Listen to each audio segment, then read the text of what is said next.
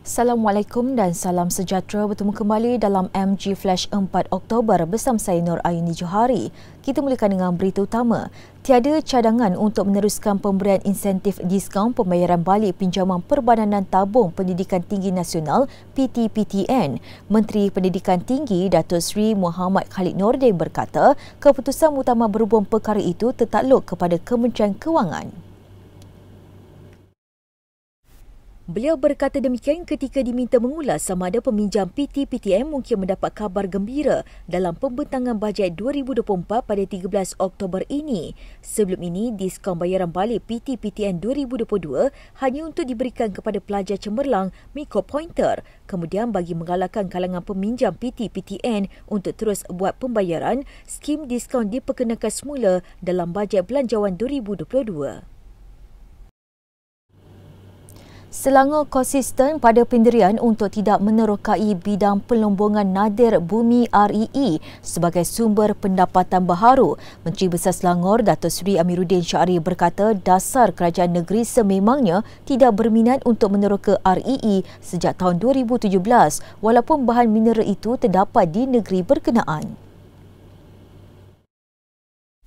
Jelas beliau, walaupun Kerajaan Persekutuan membenarkan kerajaan negeri membuat penerokaan awal REE, Kerajaan Selangor berpegang dengan keputusan sama. Sebelum itu, beliau berkata sekiranya terdapat sebarang cubaan, pihaknya akan mengambil tindakan sewajarnya. Semalam, Menteri Sumber Asli, Alam Sekitar dan Perubahan Iklim NRECC berkata, kerajaan negeri kini dibenarkan melaksanakan penerokaan awal REE berdasarkan SOP sedia ada untuk pelombongan nadir bumi dan mineral. Jelas Nik Nazmi Nik Ahmad, perkara itu diputuskan dalam mesyuarat pertama Jawatankuasa Penyelarasan Pembangunan Industri Mineral JKPPIM yang berlangsung pada Isnin. Seorang janda dihukum penjara 8 bulan dan denda RM5,000 di Mahkamah Magistrate Air Keroh Melaka atas pertuduhan mencuri 147 produk kosmetik dan kesihatan berjumlah RM13,223. Magistrate Khairunisa Hasni dan Magistrate Syarda Shinha Muhammad Sulaiman menjatuhkan hukuman terhadap Sazila Isa 40 tahun selepas 4 pertuduhan dibacakan dalam 2 prosiding berasingan hari ini. Mengikut 3 pertuduhan, ibu tunggal anak 4 itu mengaku dengan niat curang telah mencuri 115 produk kecantikan dan kesihatan pelbagai jenis keseluruhannya berjumlah RM9,709.88.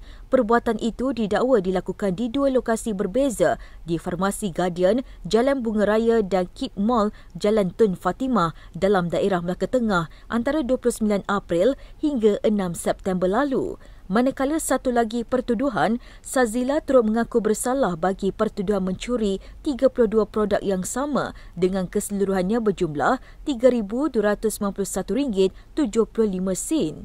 Kesalahan itu dilakukan di Farmasi Guardian, Mahkota Perit pada pukul 8.15 malam 26 Julai lalu. Sesudah itu, tertuduh didakwa mengikut Seksyen 380 Kanun Kesesaan yang jika sabit kesalahan memperuntukkan hukuman penjara maksimum 10 tahun dan denda. Terdahulu, Sazila diwakili Peguam Muhammad Izzuddin Abdul Malik daripada Yayasan Bantuan Guaman Kebangsaan memohon hukuman dari tarikh ditangkap dan denda rendah. Alasan yang diberikan anak guamnya merupakan ibu tunggal, malah kesalahan itu dilakukan bagi melansaikan hutang kerana hanya bergantung pada bantuan zakat bernilai RM400 sebulan. Kemudian Timbalan Pendakwa Raya Wardah Izhar dan Nur Asnini Kamarudin memohon hukuman setimpal dikenakan sebagai pengejaran kepada tertuduh dan masyarakat. Mahkamah menetapkan penjara 8 bulan dari tarikh tertuduh ditangkap iaitu 9 September lalu dan denda RM5,500 bagi semua kesalahan itu atau 2 bulan penjara jika gagal bayar.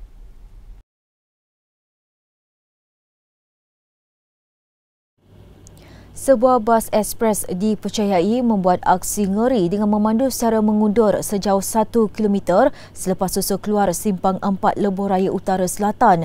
Jabatan Pengangkutan Jalan JPJ Melaka berkata pihaknya telah mengesan video tular yang dirakam penumpang bas berkenaan dan mendakwa kejadian itu berlaku sekitar jam 6 petang semalam. Tambah JPJ Melaka, sehingga kini pihaknya belum mendapat sebarang aduan rasmi dari pihak yang merakam video tersebut dan sedang mengenal maklumat termasuk syarikat bas yang terlibat.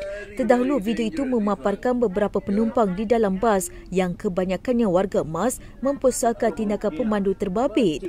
Menerusi video itu, mangsa yang merakam kejadian itu memaklumkan bas terbabit telah terlepas susu keluar simpang 4 di Alur Gajah lebih kurang 1 kilometer. Kemudian pemandu itu bertindak mengundur ke belakang di lebuh-raya dan masa semula susu keluar. Mangsa yang juga penumpang turut berkata perbuatan pemandu itu telah membahayakan nyawa penumpang di dalam bas terbabit dan berharap pihak berwajib dapat mengambil tindakan yang sewajarnya.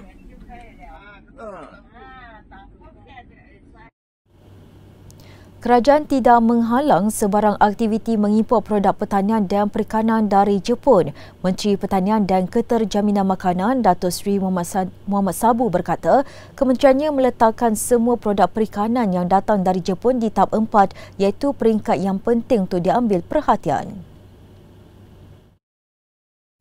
Tegas Datuk Seri Muhammad, kementeriannya sentiasa memantau tahap isu keselamatan makanan termasuk pemeriksaan radiasi dan mengesahkan produk diimport dari negara matahari terbit itu selamat. Sebelum ini, beberapa negara membangkitkan kebimbangan susulan tindakan Tokyo melepaskan air radioaktif dirawat dari loji nuklear Fukushima ke Lautan Pasifik. Tindakan tersebut mendorong China, Hong Kong dan Korea Utara mengambil tindakan segera menyekap produk hasil laut negara itu. Sementara itu, ditanya sama ada Malaysia bercadang meningkatkan import beras dari negara Asia lain bagi menstabilkan bekalan dan harga pasarannya, Datuk Seri Muhammad berkata perbincangan sentiasa dilakukan bersama Padi Beras Nasional Berhad Bernas bagi melihat keperluan itu.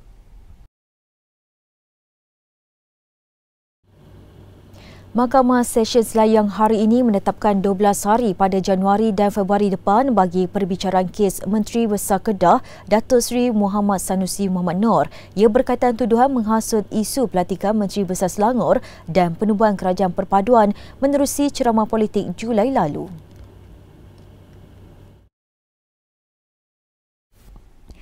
Tarikh perbicaraan ditetapkan pada 18 dan 19 Januari, manakala bulan Februari pada 5, 8, 9, 12, 13, 15, 16, 19, 22 dan 23 hari bulan. Hakim Norajiah Mazzi memutuskan tarikh itu selepas tiada bantahan daripada pihak pendakwaan dan pembelaan.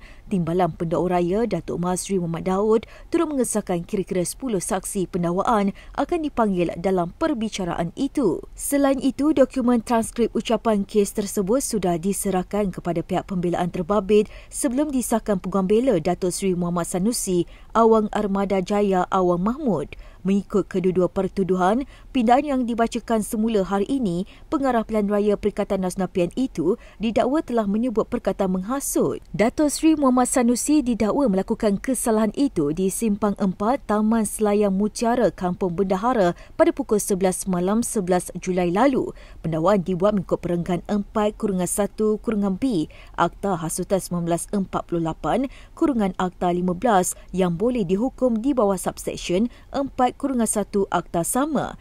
Jika sabit kesalahan akan didenda tidak lebih RM5,000 atau dipenjarakan tidak lebih 3 tahun atau kedua-duanya sekali. Norajiah membenarkan permohonan pendakwaan supaya dua kes Menteri Besar Kedah itu dibicarakan secara bersama di hadapannya selepas tiada bantahan daripada pihak pembelaan. Tambah Datuk Masri, permohonan itu mengikut Seksyen 165 Kanun Tata Cara Jenayah atas alasan dua kes itu membabitkan teks dan saksi sama, maka wajar supaya ia dibicarakan bersama.